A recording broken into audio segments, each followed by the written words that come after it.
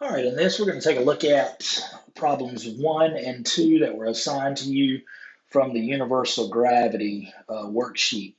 I realize that this is tough. I realize that this is going to be new to all of you. We were very fortunate when all this stuff hit about remote classes that we were had a chapter that didn't really have any math. So now we're inserting this law of universal gravity equation, and we're having to do a little bit of work. If you follow the process, if you attempt things, if you try to pull out the information that you can pull out, I promise you this will help you in solving these problems. So let's take a look. So our first problem it says how much would a 189 kilogram person, Coach Freeman, weigh on Mercury? So there's Mercury, there I am. I'm on the surface of Mercury. The green line represents the radius. We realize that it's center point to center point, but my center point is not going to change the problem too much. So just having the radius of Mercury is what we need. So I put a list over here that says, all right, the mass of myself is 189 kg. The mass of Mercury from the chart is 3.32 times 10 to the 23rd kg. The radius of Mercury is 2.4 times 10 to the 6 meters, all from the chart. And then we would know the constant, which is also on the chart, but we should know it 6.67 times 10 to the negative 11.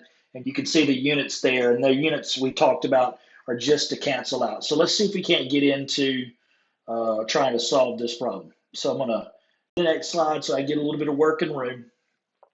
And I did this, let's see, I've already done this. So we're going to go, we're trying to solve how much I weigh on Mercury.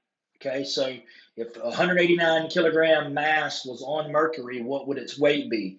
So we're going to need to figure out what's gravity on Mercury and then figure out what the weight would be. Okay, so here we go. So we're going to say G equals big G times M1, M2 over R squared. Okay, so if we were looking at this, we would say this is M1, this is M2, here is our R, we would need to square that, and then there's our big G. So everything is identified. We just have to now make sure that we can put it into our calculator. Okay, so when we do that, when we plug numbers in, we're going to get 6.67 times 10 to the negative 11. I'm going to run out of room. 189 times, make that a 9, times 3.32 times 10 to the, I didn't do it, 23rd. That is up in the air, 23rd. Okay, that is all over. And it didn't do that either. I got to go back and make those superscripts. 2.44 times 10 to the 6th. My little marker pen's not working. But all of this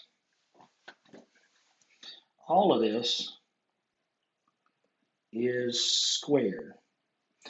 So the way that I did it on my calculator was I just left my big G over here. I took 189 times 3.32 times 10 to the 23rd. I found that answer. Then I wrote it down on my piece of paper, and then I took 2.44 times 10 to the 6th and squared it. Parentheses are probably going to be your friend here. Once I did those two things, I then divided the numerator by the denominator, and then I multiplied by big G.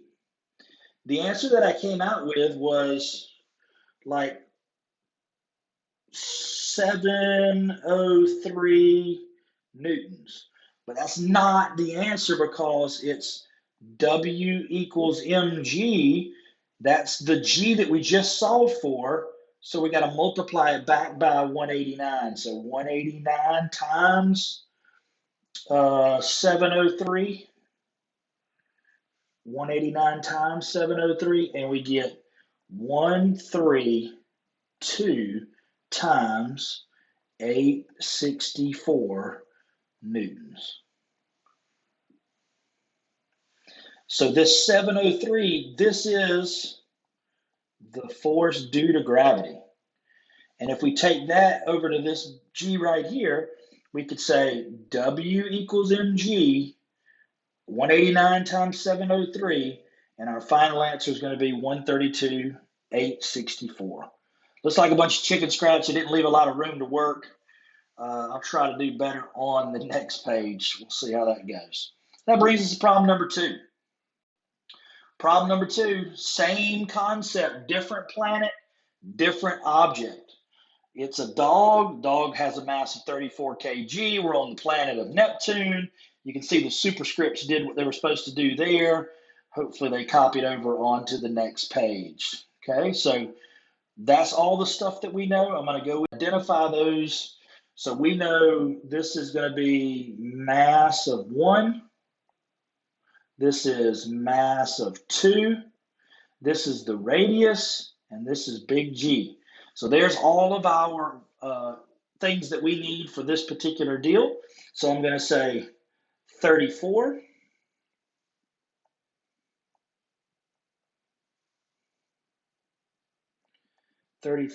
times 103 times 10 to the 26th over 2.43 times 10 to the 7, but all of that is squared. Okay, and remember we've got times G over here that we'll do at the end. So again, 34 times 103, that's 1.03, sorry. 1.03 times 10 to the 26. Multiply that out. If you want to do times 10 on your calculator, I use my TI-30X calculator. And if you look at the button above the 7, there is in baby blue on the calculator, not on the button, it's an EE button. Remember, we did this at the beginning of the school year, and I told y'all, I said, listen, these are things you're going to need to know at some point in time throughout the school. That EE button is the same thing as times 10. So in your calculator, what you would enter in is 1.03, hit the EE button, and then 26. The next numbers you would type in would be 26. That's the exponent. So I'm going to multiply the top. I'm going to square the bottom, right? And then I'm going to divide the bottom into the top. Once I get that answer, I'm going to multiply by big G. When I get that big G answer, I'm going to come out with, looks like the force due to gravity is 395 with some change. We'll just say 5.8.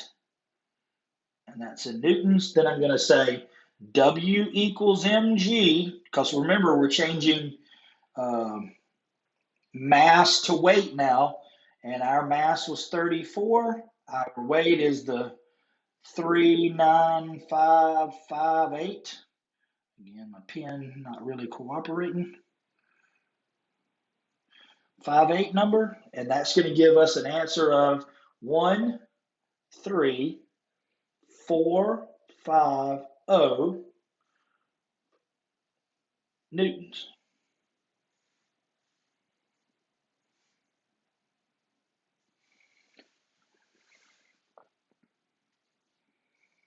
All right. Hopefully these examples will help you. You've got to practice. You got to practice.